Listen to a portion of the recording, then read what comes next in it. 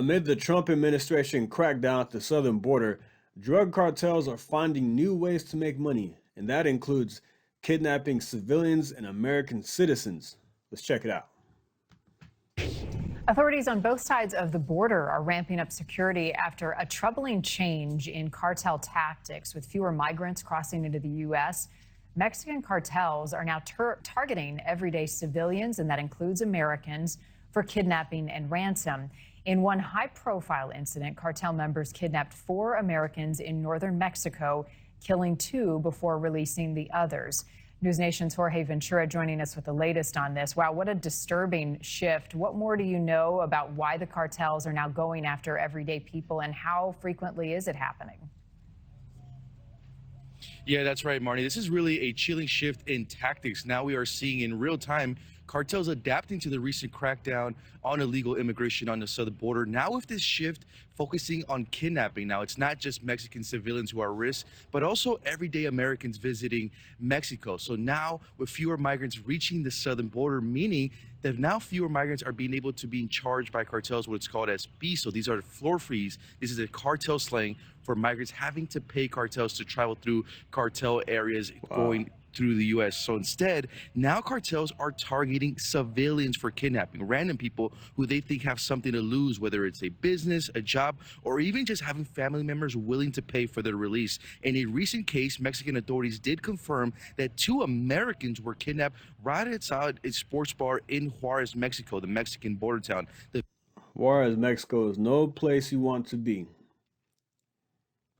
Victims were taken to a stash house where they were found alongside migrants from Central America and China. Now, authorities say that the group had been severely beaten, showing signs of torture like cuts to their ears and marks from attempted strangling, all meant to terrify their families into paying the ransom. Now, Mexican state police were able to rescue the victims, and the FBI did provide tactical support in tracking them down. 4 suspects, all men, were arrested. But what's really alarming here is that it's not just about migrant and drug smuggling anymore. There's a huge focus on extortion, putting everyday Americans at risk who visit their families in Mexico, Marnie. So Juarez is a border town, but it also sits right across from El Paso, so close in proximity to the states. What are you hearing from the State Department, and have the warnings changed for Americans considering traveling to different parts of Mexico? So the U.S. State Department has had several warnings across several Mexican states for years, but these recent kidnapping cases in Mexico do once again underscore those warnings and just how important they are. So right now, currently, the U.S. State Department does have a do not travel advisory for at least 6 Mexican states. That includes Michoacan, Tamaulipas, and Sinaloa due to those high levels of violence and kidnapping. Now, Chihuahua, where those Americans were recently kidnapping, is now under a reconsider travel advisory, meaning that even U.S. government employees face restrictions here. They can't travel between cities after dark and must take approved transportation like an Uber or registered taxi. And if something goes wrong, emergency services are limited in these areas. And this case is a real reminder that the cartel focus isn't just about drug and migrant smuggling. It's a huge focus on extortion now, Marnie. Right. Well, and if you're traveling to Mexico, make sure you check that website regularly for updates. Jorge, thank you. Thank you for watching. That's pretty scary stuff right there. That is terrifying. So be careful if you're going to Mexico. I have no reason to be down there. And even if it just has a reconsidered travel, that's I don't want anything to do with it.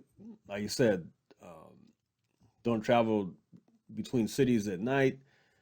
Take approved transportation like Uber. Even then, that's pretty scary because you don't know what's going to happen with the Uber driver. You don't know if he's a part of something, he or she are a part of something. Or these cartels are just going to target random, if they're checking to see if they have the Uber thing on it or whatever. You never know because they are very strategic. They see somebody sitting in the back, they see somebody driving.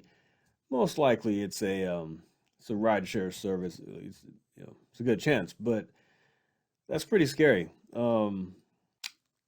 Because the Trump administration is cracking down on border crossings and they're seizing lots of drugs. They've put across almost a full stop to people coming across the border and able to get far. They don't get very far under this administration. So to put this in perspective, here's a graph from the Border Patrol website. If you take a look at fiscal year 2025 by itself, In October, crossings, encounters were 106,000. November 94,000. December 96,000. Then you see it plummeted to January. In January, 61,000. That's when the inauguration was. February, it goes all the way down to 11. March, all the way, it's still at 11,000.